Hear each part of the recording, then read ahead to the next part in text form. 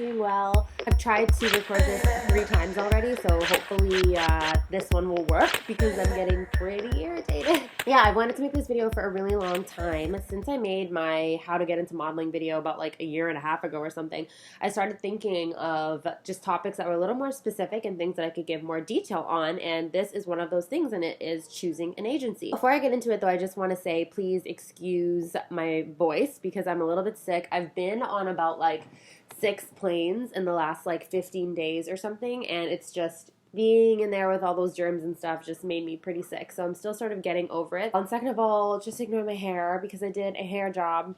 And if you saw my Instagram, they put the green extensions in my hair and then they sort of cut around it however they wanted and then just left my hair. So now I have way more layers on this side than this side.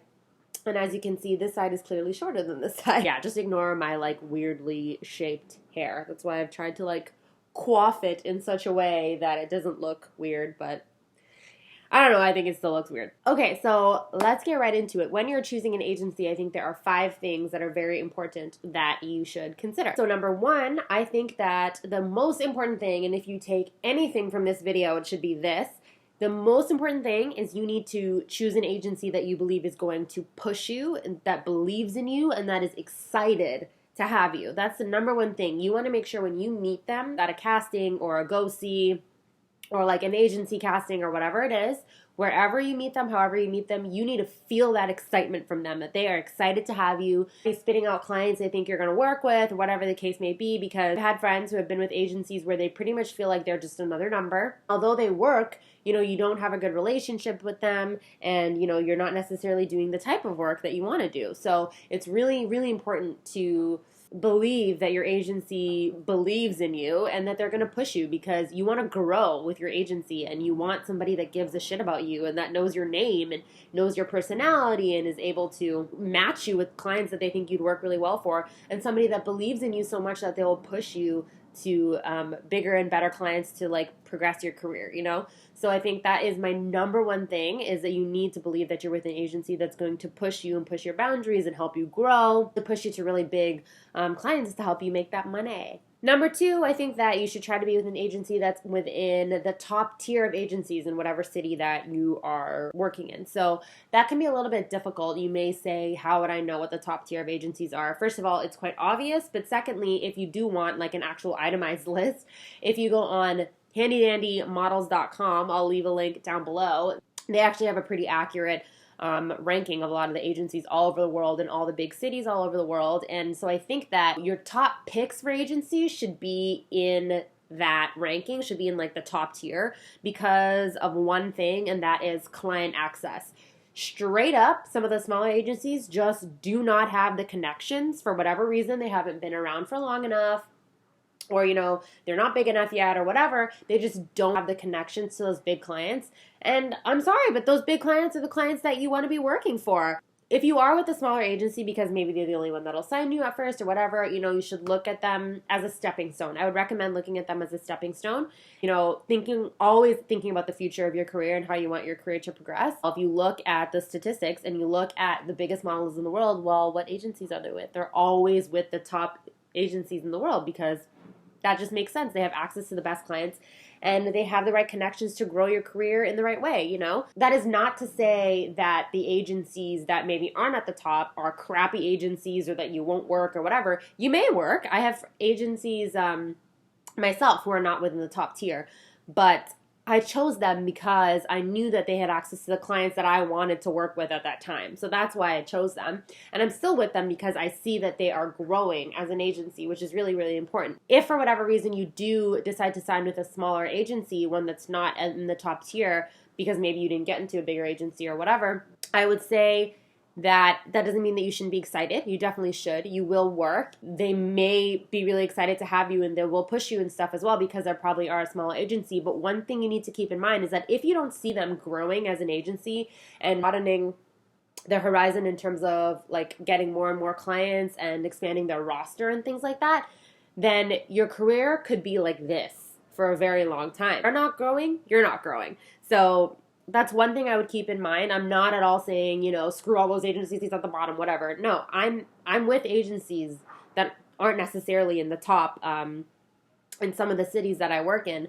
But that was a very conscious decision on my part because I knew that they were working with clients that I wanted. So what you really want to do if those kind of agencies are in your thoughts and you are considering them and they are some of your options, what I would recommend is talking to girls that are already with that agency, because if they think that, you know what, hey, I'm working a lot and it's working for me and they're really up and coming, so I think that it would be good for you to sign with them now, then hey, maybe you should sign with them now. Best way to know that is to get the testimonials from other models that already work with that agency. But if you can, always keep your, top 3 choices at least within those agencies that are in the top 10 or 15 agencies in each respective city. Number 3, I would say it is extremely important to choose an agency that you believe that you can build a relationship with. This is another one that's probably one of the most important things. If you don't think that you're comfortable with these people, I would not recommend signing with them. If you have a better relationship with an agency that's smaller, even if it's smaller and you have a better relationship with them, I would go with the smaller agency that you have a better relationship with, because this is the kind of industry where personality is so important and relationships are so important because they can very easily be lost in this kind of industry. And you want to make sure as a model that you have an agency that you can talk to, that you can tell them, hey, I don't think that rate's high enough. I think I've been working really hard. Or this client was really rude to me. Or, I'm not comfortable with wearing that for that job. You want to be able to tell them that. And you want somebody that's going to give a shit about what you're going to say, too, And you need somebody who cares about your personality and understands and recognizes your work ethic and those kind of things, because that's how you're going to grow together with your agency. And the more they learn about you, the more they're going to love you, the more they're going to want to push you to bigger clients.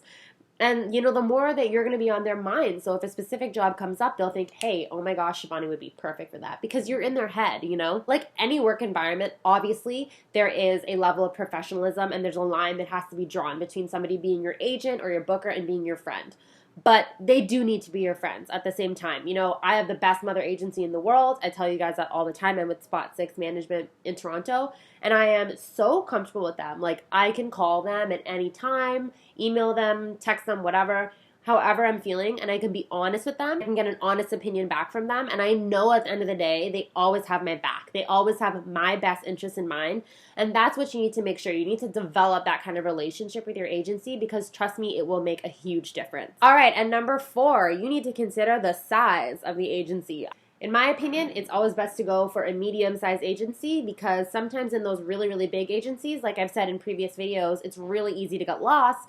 But then also in those smaller agencies, like I said, it's not necessarily, oh, we have a small roster, so, you get sent out for more jobs. At the end of the day, if you're not right for a job, they're not dumb. They're not going to send you out for it. And if they do send you out for it, that's how you know that they may not necessarily be the best agency, because you can't just be sending every girl for every single job. It doesn't work like that. It has to be specific to your skill set and all that kind of stuff, and your look and everything, right? It doesn't matter if they have a small roster all the time. It's good to have a semi-small roster where, of course, you don't want there to be 400 girls. You don't want to be a huge agency, but you also don't want it to be that small where, the agency comes off as inexperienced. Most of my agencies are medium-sized agencies, and I love it that way, because they don't have like 1,000 models, but they also don't have like only 100 models or something.